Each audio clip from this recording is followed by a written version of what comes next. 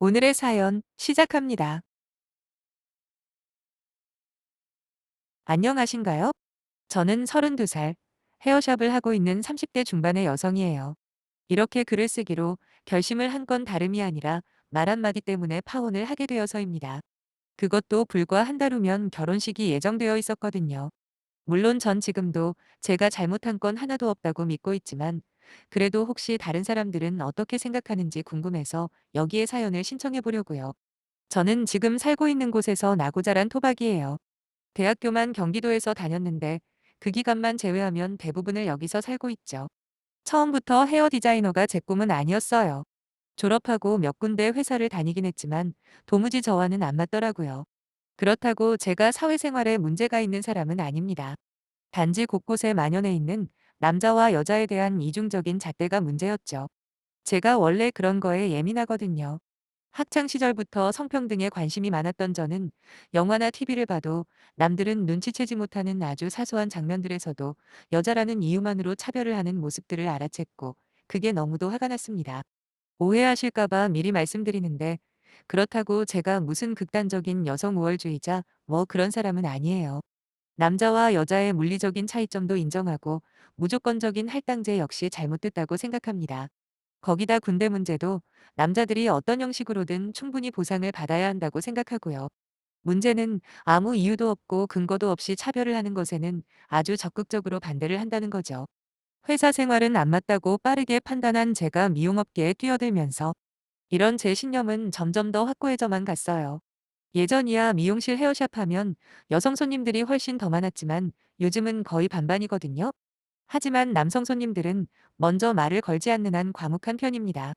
반면에 여성 손님들 같은 경우에는 온갖 사적인 이야기를 많이 털어놓죠. 그러다 보니 제 나이 20대 초반서부터 남들의 연애 이야기나 결혼 생활, 특히 시가와의 갈등에 대해서 들을 기회가 많았어요. 이런 사연 유튜브를 시청할수록 어쩌면 그렇게도 손님들에게 들었던 이야기들과 흡사한 사연들이 많은지. 정말이지 우리나라에 정상적이고 착한 사람들도 물론 많겠지만 그에 못지않게 무슨 생각을 하고 사는지 모를 도라이들도 참 많더라고요. 아무튼 제 생각이 그렇다 보니 연애를 할 때도 무조건 더치페이만 주장했고, 혹시라도 남자친구에게 선물이나 무언가를 받게 되면 저 역시도 똑같이 해줘야 직성이 풀렸습니다. 처음에 남자친구들은 그런 저를 좋아했죠. 요즘 보기 드문 쿨한 여성이라면서요. 사실 아직도 남자들이 무조건 돈을 다 써야 한다. 그리고 자기는 여자니까 보호받아야 하고 반드시 누군가가 지켜줘야 한다는 고리타분한 의식을 가진 여자들이 생각보다 많거든요. 하지만 저를 만나는 기간이 길어질수록 남자들은 지친다고 하는 겁니다. 저보고 기가 너무 세대요. 어떤 놈은 이런 말도 했어요. 은진아, 네가 이런 말하는 거 무지 싫어하는 건 아는데 헤어지는 마당에 이 말만큼은 꼭 해야겠어. 너처럼 기센 여자들은 남자들이 안 좋아해. 좀 여리여리하고 고분고분한 맛이 있어야 여자 같지. 너는 그냥 무슨 동네 친구 같아. 그러니까 우리가 이렇게 헤어지는 거고 제발 부탁인데 다음에 남자 만나면 여자처럼 좀 굴어. 아니, 여자답다는 게 도대체 뭘 말하는 걸까요? 저 말이죠. 치마만 입습니다. 엄청 편해서요. 그러니 외향적인 부분을 말하는 건 아닐 테고. 그럼 남자가 시키는 대로 내내하며 따라만 가는 걸 그놈은 여자답다라고 한 걸 텐데, 그러니까 고분고분이라는 말을 썼겠죠? 전 이게 가장 이해가 안 되고 화가 나는 부분이에요. 성격에 따라 누구는 좀 과격하거나 고집이 있을 수도 있고, 또 어떤 사람은 얌전하고 순종적일 수도 있는 거지. 왜 콕 꼬집어서 얌전하고 순종적인 성격만을 지칭해서 속칭 여자답다라고 하는 걸까요? 물론 요즘 사회 전반적으로 많이 바뀐 것도 맞아요. 하지만 아직 한참 모자란 부분도 많은 것 또한 맞는 이야기죠. 특히 지난해 제가 헤어샵을 차리고 본격적으로 동네 아주머니들한테서 오만 이야기들을 들으면서 느낀 건 결혼하고 행복한 사람보다 불행한 사람이 훨씬 많구나 였네요. 그것도 자기 자신의 문제로 불행하다기보다 대부분 남편이나 시가가족들 때문이더라고요. 상당히 예민한 문제일 수도 있으니 여기서 한마디 덧붙이자면 반대로 아내나 처가 가족들 때문에 불행한 남편들도 많다는 거 저도 잘 알고 있습니다. 그래도 아직까지는 아내 입장이 더 약자인 건 사실이잖아요. 여기 사연들만 봐도 한 번에 알 수 있죠. 남편들 중에 누가 명절 때 본가에 못 가서 힘들어요라고 하나요? 전부 아내들이 친정에 가는 문제로 시가해서 눈치 주고 중간에서 남편은 아무 역할도 안 하던가 아니면 자기가 더 나서서 문제를 일으키죠. 그래서 저는 얼마 전에 헤어진 예비 신랑을 고를 때 정말 신중했습니다. 제가 더 먼저 좋아하긴 했지만 그래도 충분히 시간을 두고 사소한 말이며 행동 하나하나까지 유심히 지켜보고 이 정도면 되겠다 싶을 때 본격적으로 사귀기 시작했거든요. 일단 예비 신랑은 성품이 온순해요. 왜 그런 사람 있잖아요. 어떤 상황에서든 무조건 이겨먹으려는 사람 말이에요. 물론 저도 약간 그런 쪽에 속하기는 하지만 그렇기 때문에 더욱더 제 성격을 조금은 받아주는 성향의 반려자를 찾은 거라 예비 신랑의 차분하고 져줄 줄 아는 성격은 제가 그 사람과의 결혼을 결심하는데 결정적인 요소였네요. 비록 특별하게 직업이 좋다거나 인물이 뛰어나지는 않았지만 돈이야 저도 만만치 않게 벌고 있으니 성실하기만 하면 된다고 생각했고 인물 역시 크게 신경 안 썼어요. 저희 헤어샵 손님들 이야기들을 쭉 종합해 봤을 때 얼굴 뜯어먹는 거 그거 진짜 얼마 안 간다고 하더라고요. 거기다가 남자든 여자든 인물값은 무조건 한다길래 예비 신랑처럼 무던하게 생긴 평범 그 자체인 얼굴이 오히려 저는 더 좋았죠. 예비 신랑 역시 저를 정말 많이 좋아했습니다. 특히 아니다 싶으면 있는 그대로 솔직하게 말하는 면이 마음에 들었대요. 저 만나기 전에 사귀었던 여자가 한 명 있었는데 저와 완전히 반대 스타일이었다고 하더라고요. 진짜 수줍음 많고 싫으면 싫다 좋으면 좋다 뭐 이런 식으로 말하는 법이 아예 없었답니다. 언제나 오빠가 하고 싶은 대로 해 라고 하면서 모든 주도권을 예비 신랑에게 넘겼다는데 처음엔 그런 여성스러운 면이 마음에 쏙 들었대요. 하지만 관계가 깊어질수록 오히려 힘든 면이 더 많아지더랍니다. 속으로 무슨 생각을 하는지 도통 알 수 없는 순간에도 얼굴을 보면 이미 뭔가에 잔뜩 삐져 있는 게 보이고 그러다 참았던 걸 한순간에 뻥하고 터뜨리기를 반복하는 거죠. 그런 전 여자친구의 성격에 지쳐버린 예비 신랑은 정반대 성격인 저만 보면 시원시원해서 좋다고 그랬습니다. 솔직히 그 사람 좋으라고 제 성격을 꾸민 건 아니지만 그래도 사랑하는 사람이 저 좋다고 하는데 싫을 리가 있나요? 연애 딱 1년 하고 양가에서 슬슬 결혼은 언제 하냐고 물어오기 시작하더라고요. 그때만 해도 예비 시간은 한 번도 방문을 안 했던 터라 남편 외에 다른 시가 식구들 얼굴도 못 본 상태였죠. 그래서 결혼 이야기도 나오는 참에 인사라도 드리자 해서 예비 신랑이 저희 집에 먼저 인사했습니다. 그 다음엔 제 차례였고 예비 시 부모님은 저를 반겨주시기는 했는데 뭔가 경계하는 듯한 눈치였네요. 이해는 합니다. 곧 며느리가 될지도 모르는 저를 마냥 환영하며 반겨줄 수는 없다는 걸요. 특히 예비 시어머니가 유난히 거리를 두는 듯한 모습을 보였거든요. 솔직히 이 또한 며느리와 시어머니라는 관계를 감안하면 이해 못할 정도는 아니었죠. 그렇게 인사를 마친 후 본격적으로 결혼 준비를 했고 상견례도 무사히 마쳤어요. 시가나 저희 집이나 어느 정도는 경제적인 지원을 해줄 만큼 여력들이 있으십니다. 신혼부부 대출받고 조금 무리하면 자가로 집을 살 수는 있었지만 제가 거절했습니다. 예비 신랑한테는 미안하긴 해도 워낙 주위에서 들은 게 많았던 저는 혼인신고도 1년 후에 그리고 제대로 된 집도 1년 후에 구하자고 했죠. 최소한 사계절 한 번씩은 겪어봐야 평생 살 건지 아니면 돌이켜야 할지 답이 나온다는 이야기를 많이 들었거든요. 물론 시가 쪽에는 저렇게 말하지는 않았어요. 생각해보세요. 어른들 입장에서 이제 막 결혼하는 예비 신부가 시작부터 헤어질 걸 준비한다는 게 말이 안 되잖아요. 시부모님 입장에서는 얼마나 기분 나쁘고 황당한 일이겠어요. 그래서 헤어샵을 이전할 수도 있다는 핑계를 둘러대고 몸만 들어가면 살 수 있는 오피스텔에 1년 계약을 했습니다. 위치는 예비 신랑이 다니는 회사 근처로 잡았고요. 거기라면 저희 친정이랑도 거리가 좀 있고 시가랑도 거리가 제법 되거든요. 혼수라고 할 것도 없었어요.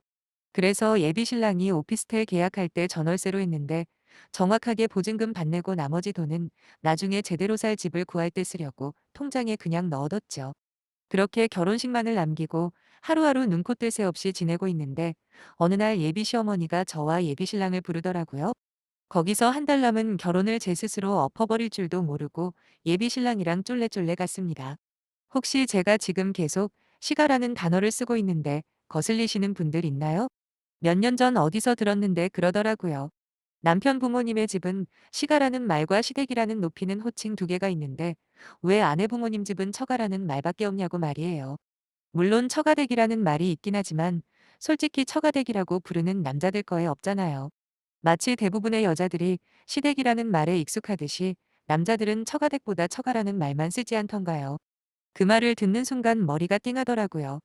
평소에 그렇게 성평등에 관심이 많던 저조차 아예 모르고 그냥 지나쳐왔구나 하는 생각에 느끼는 게 많았어요. 그때부터 저는 시댁이라는 단어가 그렇게 싫더라고요. 남자 쪽 집을 높여주는 게 싫은 게 아니라 상대적으로 여자 쪽 집을 높여 부르는 단어가 없다는 게 싫었던 거죠. 물론 예비 시가에 인사를 갔을 때나 상견례 때는 꼬박꼬박 시댁이라는 단어를 썼습니다. 그건 당연한 거라고 생각했어요. 왜냐하면 당사자가 앞에 있으니까요. 하지만 시부모님이 없는 자리에선 늘 자연스럽게 시가라는 단어를 사용하며 나름 홍보도 하고 그랬네요. 시어머니가 불렀던 그날 용건은 아주 간단했습니다. 결혼식 전에 마지막으로 얼굴 보며 밥이나 한 끼 하자는 거였죠.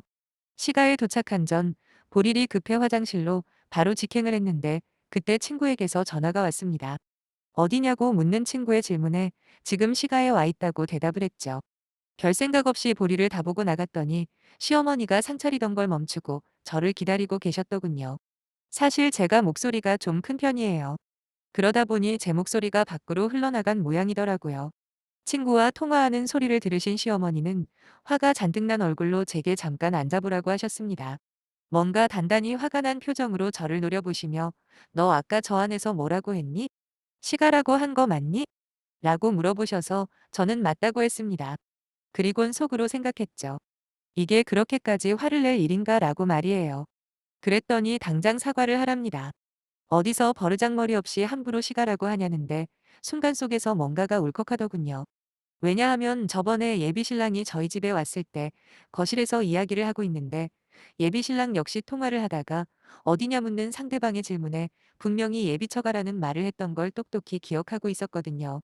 그래서 저 혼자 통화하면서 한 말인데 사과까지 하는 건 아닌 것 같다고 또박또박 말씀드렸어요. 그랬더니 이번엔 건방지게 말대답한다고 또 뭐라 뭐라 하시는 거예요. 처가를 처가라고 하지 그럼 뭐라고 부르냐고 하시면서 당장 잘못했다 그러랍니다. 저보고 말귀도 못 알아듣는다면서 집에서 뭘 배우고 자랐냐는 말까지 하는데 상황이 이쯤 되니 이성적으로 대화하는 건 포기했네요. 그리고 더 이상 예의를 지키는 건 의미가 없다 판단했습니다. 저 역시 목소리 높여서 받아치기 시작했어요. 다른 말이 왜 없냐고 엄연히 처가댁이라는 말이 있는데 왜 남자는 처가라는 말을 쉽게 쓰게 놔두면서 내가 시가라고 한 게 뭐가 그렇게 큰 문제라고 사과를 하라 마라 하시냐 따졌죠. 그리고 옆에 있는 예비 신랑한테 가만히만 있지 말고 무슨 말이라도 하라고 했더니 그제야 떠듬떠듬거리며 한마디 하긴 하더군요. 뭐라더라 사회통념상 대부분 그렇게 쓰는 거니까 절더러 조금만 고집을 내려놓으면 안 되겠냐 그런 식으로 말했던 것 같네요. 그러면서 일단은 사과하고 좋게 좋게 넘기자 하는데 더 이상 믿을 사람 한 명 없는 그 집에 있을 이유가 사라졌죠. 그래서 내가 무슨 틀린 말을 했냐. 사람을 이런 식으로 마녀사냥하는 집안에 며느리로 들어올 생각 일절없다 말했습니다. 그리고 오피스텔 보증금이며 결혼식장이랑 신혼여행 등등 예약한 것들 전부 다 반씩 나눠서 딱 정리하자 소리치곤 바로 나와버렸네요. 돌아와서 친정부모님께 말씀드렸어요. 웃긴 건 아빠는 저를 이해해 주신다며 뒷정리하는 거 도와주신다 하셨는데 문제는 엄마였어요.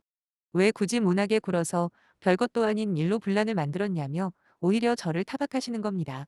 여정여라고 여자의 적은 여자인 게 맞나 봐요. 사실 엄마는 이해해 줄 줄 알았거든요. 솔직히 아빠가 더 걱정이었는데 결과는 완전 반대라 조금 당황하긴 했어요. 그래도 결혼 당사자가 하기 싫다는데 더는 별 말씀 없으셨고 예비 신랑이 몇 차례 저희 집에 찾아와 사과도 하고 간곡하게 빌기도 했지만 제 마음은 움직이지가 않더라고요. 그따지 걸로 결혼 겨우 한 달 전에 파혼을 하냐며 비난을 하시는 분들도 계시겠죠. 잘 압니다. 근데 제 입장에서는 정말 중요한 문제였어요.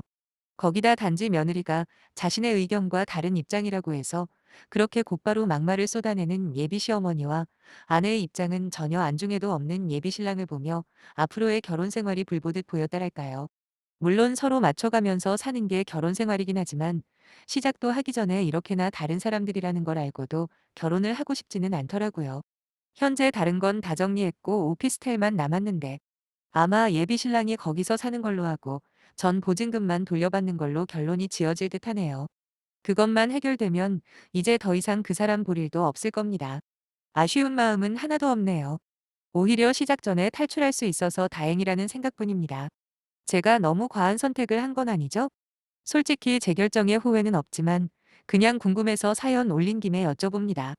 앞으로도 생긴 대로, 그리고 하고 싶은 대로 하며 살 거예요. 한 번뿐인 인생이잖아요. 힘내라고 한마디씩만 해주시면 감사하겠습니다.